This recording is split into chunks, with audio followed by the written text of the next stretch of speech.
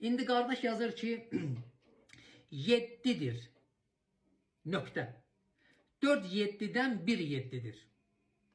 124 yine 3 7'dir.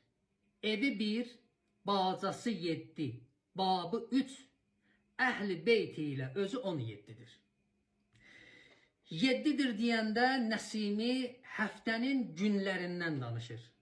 Yəni həftənin 7 günü var. 4 7'den 1 7'dir.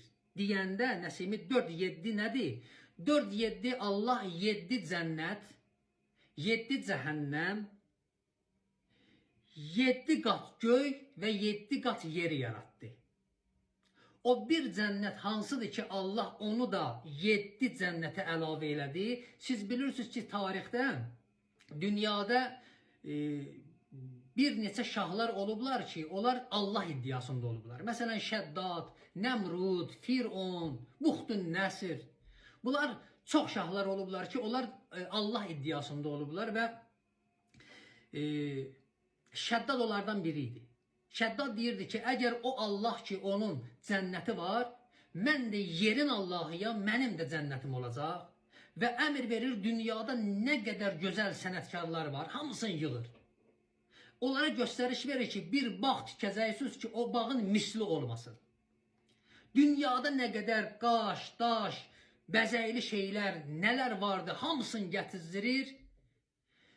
Asma körpülər, bərbəzəklə çox gözəl, çox dəyərli, çox vüsətli bir bağ tikdirir.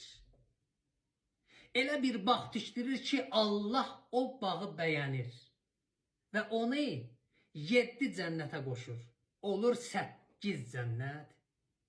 Şəddad o bağ hazır olandan sonra ailəsini də yığır, gəlir ki daxil olsun o cənnətə, o bağa. Allah əmr verir mələklərə, mələklər torpağın altın üstünə çevirirlər. Şəddad ailəsi ilə bərabər məhv olur. O bağı Allah bəyənir və qoşur cənnətə. Olur 8. Buradakı Nəsimi buyurur 4 7'den 1 7'dir.